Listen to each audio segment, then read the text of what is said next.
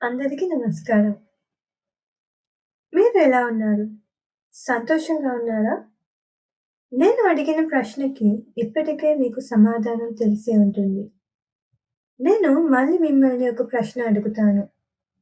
మీ జీవితమంతా దేనికోసం వెతుకుతున్నారు? సంతోషమే కదా! మీ జీవితం వైపు ఒకసారి ఆలోచించండి. మీ జీవిత ప్రయాణాన్ని వెనక్కి తిరిగి చూస్తే మీరు చాలా సార్లు సంతోషాన్ని అనుభవించినట్లు మీకు అనిపిస్తుంది. మేము కొన్ని ఉదాహరణలు చూద్దాం. మీరు చిన్న పిల్లలుగా ఉన్నప్పుడు ఏదైనా కావాలని ఏడ్చినప్పుడు, అమ్మ అది కొనిచ్చినప్పుడు, ఐస్ క్రీమ్ గానీ, బొమ్మలు గానీ, మీరు స్కూల్‌కి వెళ్ళే రోజుల్లో క్లాస్‌లో ఫస్ట్ ర్యాంక్ వచ్చినప్పుడు, మీరు ఏదైనా పోటీలో గెలిచినప్పుడు, చాలా ఇంటర్వ్యూల తర్వాత మీకు ఇష్టమైన ఉద్యోగం మీకు లభించినప్పుడు, మీరు మొదటి మీ సాలరీ తీసుకున్న రోజు, మీ పెళ్లి రోజు, మీరు మొదటిసారి తల్లిదండ్రుల అయిన రోజు. ఇలాంటి ఎన్నో సందర్భాలు ఉంటే ఉంటాయి. మీరు చాలా సంతోషంగా గడిపిన రోజులు. దీని గురించి కూడా కొంచెం ఆలోచించండి. చతుర్ణం మహాసముద్ధానం ఉదకంతతో బహుతరం మాతుమరణం దుఃఖస్య అస్సు ససరే వర్తతే. ఒక వ్యక్తి తన అమ్మ చనిపోయినప్పుడు ఏడ్చిన కన్నీరు మాత్రమే విడిగా తీసుకుంటే అది ఈ భూమి మీద ఉన్న 4 సముద్రాల నీటి కంటే ఎక్కువ. ఒకరు తన అమ్మ చనిపోయినప్పుడు ఎంత ఏడుస్తున్నారని మీరు అనుకుంటున్నారు? ఒక బేసిన్ నిండా? లేదు కదా! కానీ ఈ స్టాన్జాలో చెప్పినట్లు ఒక వ్యక్తి తన అమ్మ చనిపోయిన బాధతో ఏడ్చిన కన్నీరు మాత్రమే విడిగా తీసుకుంటే అది ఈ భూమి మీద ఉన్న 4 సముద్రాల నీటి కంటే ఎక్కువ అంట. అది ఎలా సాధ్యం? మేము ఈ సంసారంలో ఎన్నో జన్మలు ఎత్తుతూ వచ్చాం. ఆ ప్రతి జన్మలో మీకు ఒక అమ్మ, మీకు ఒక నాన్న ఉన్నారు. ఆ ప్రతి జన్మలో మీరు మీ అమ్మ చనిపోయిన బాధతో కార్చిన కన్నీరు మాత్రమే విడిగా తీసుకుంటే అది సముద్రాల నీటి కంటే ఎక్కువ. అంత దీర్ఘమైన, అంత బాధతో కూడిన ప్రయాణం మీ ఇప్పటిదాకా వచ్చిన ఈ జీవిత ప్రయాణం. మీరు ఏడ్చేది ఎవరైనా చనిపోయినప్పుడు మాత్రమేనా? మీకు చాలా ఇష్టమైన వ్యక్తి మిమ్మల్ని వదిలేసి వెళ్ళిపోయినప్పుడు, మీకు చాలా నచ్చిన వస్తువులు ఎవరైనా దొంగలించినప్పుడు, అది అయిపోయినప్పుడు, మీకు నచ్చని విషయం ఏదైనా జరిగినప్పుడు, ఇలాంటి ఎన్ని కారణాల వల్ల మీరు ఏడ్చి ఉన్నారు. ఇప్పటికి కూడా ఏడుస్తున్నారు కదా! అయితే ఇప్పుడు నేను ముందు చెప్పిన ఉదాహరణల గురించి కొంచెం ఆలోచించండి. మీకు సంతోషం అనేది వాటన్నిటి వల్ల దొరికి ఉంటే, ఎందుకు మీరు ఇప్పటికి కూడా బాధతో ఉన్నారు? ఎందుకు ఇప్పటికి కూడా మీ కళ్ళలో కన్నీరు ఉంది? మీరు వాహనాలు, ఇల్లు, ధనం, ఆస్తులు మాత్రమే కాకుండా భార్య, భర్త, పిల్లలు అనే ప్రతి ఒక్కరిని, ప్రతి దీనిని మీ జీవితానికి చేర్చుకునేది ఎందుకు? మీ జీవితాన్ని సంతోషంగా గడపడానికి కదా! ఆ వాటన్నిటి వల్ల మీరు సంతోషం దొరికింది అని అనుకున్నా, కానీ నిజమైన సంతోషం దొరకలేదు కదా! మీరు ఒక నిమిషం ఆలోచించండి నేను ముందు చెప్పిన ఉదాహరణల గురించి. ఆ ప్రతి సందర్భాన్ని మీరు సరిగ్గా చూస్తే మీకు అర్థమవుతుంది. మీరు అనుభవించిన ఆ సంతోషం అనేది మనసు పడే బాధ పెరిగే కొద్దీ, ఆ బాధ నుంచి బయటపడేటప్పుడు మనసులో కలిగిన ఒక చిన్న ఆస్వాదం మాత్రమే అని. మనం ఒక ఎగ్జామ్‌ని ఉదాహరణగా తీసుకుందాం. మీరు మంచి రిజల్ట్ తెచ్చుకోవడానికి ఎంత కష్టపడ్డారు? ఎగ్జామ్ రాసిన తర్వాత కూడా టెన్షన్‌లో ఉన్నారు కదా! రిజల్ట్ వచ్చిన వెంటనే మనసులో ఎంతో ఆనందం అనిపిస్తుంది. కానీ అది అక్కడితో అయిపోతుంది.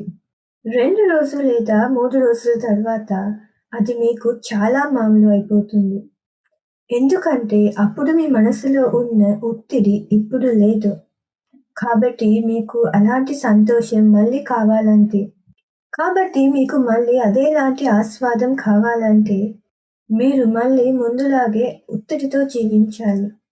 కష్టపడాలి. ఈ విధంగా నేను ముందు చెప్పిన ప్రతి ఉదాహరణల గురించి చాలా ఆలోచించండి. మీరు నిజంగా సంతోషం అని అనుకుంటున్నది మనసులోని బాధ నుంచి బయటపడేటప్పుడు కలిగిన ఆస్వాదం మాత్రం. మీరు ఎన్నడూ సంతోషంగా లేరు. మీరు ఎన్నడూ నిజమైన సంతోషాన్ని అనుభవించలేరు. మీరు సంతోషంగా ఉన్నారు అని అనుకున్నారు అంతే. అదే నిజం. అది ఎలా జరుగుతుంది అని మేము చూద్దాం. మనసుకు ఏదైనా కావాలని అనిపిస్తుంది. అది లేదే అని అనిపిస్తుంది. అది లేనిదే ప్రశ్న అని అనుకుని దాన్ని తెచ్చుకోవడానికి ప్రయత్నిస్తుంది. కష్టపెడుతుంది. అది దొరికింది అని అనుకునేలోపు మళ్ళీ అది ఎక్కడ పొందేమో అనే భయం మొదలవుతుంది. దాన్ని నిలబెట్టుకోవడానికి ప్రయత్నిస్తుంది. ఈ విధంగా భయం, బాధ, ఆస్వాదం మధ్య సాగే ప్రయాణమే ఈ జీవితం. మీరు ఎన్నడూ బాధలోనే ఉన్నారు. మీ మనసులో కలిగిన ఆస్వాదాన్ని చూసి జీవితం చాలా సుఖంగా, అందంగా అని అనుకుంటున్నారు. ఎంతటి మాయలో మీరు బతుకుతున్నారో ఆలోచించండి. ఆస్వాదం అన్న మరణ పాశానికి మీరు తెలియకుండానే మీ జీవితాన్ని ఒప్పించేశారు.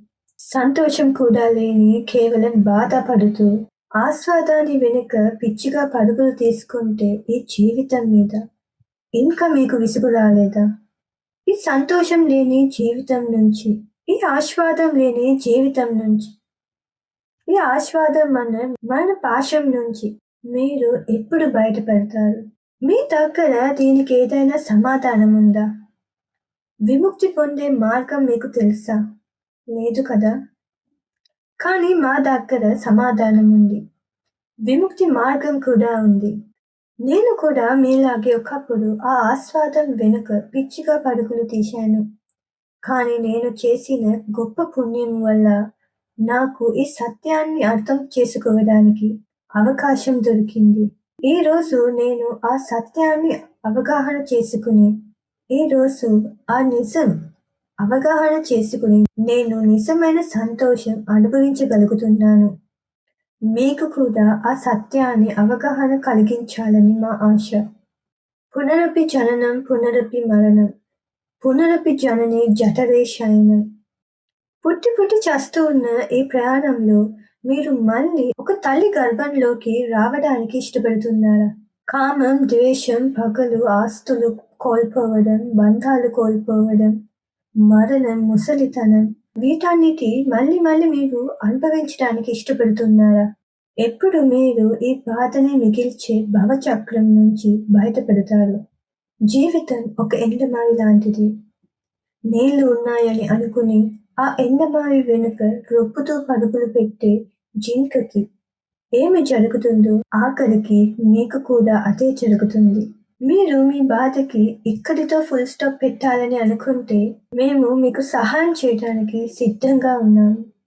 ఎందుకంటే నిజమైన సంతోషం అనుభవించడం మీ హక్కు. నాకు ఒక గురువు ఉన్నారు.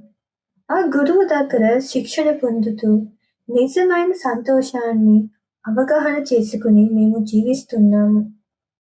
మీకు కూడా ఆ అవకాశం ఉంది. గుర్తుకు పెట్టండి.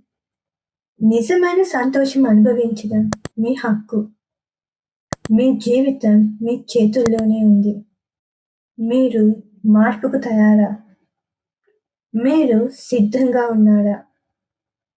B the change. మహానీయమైన త్రిరత్నము మీ అందరికీ ఆశీర్వదించుగాక.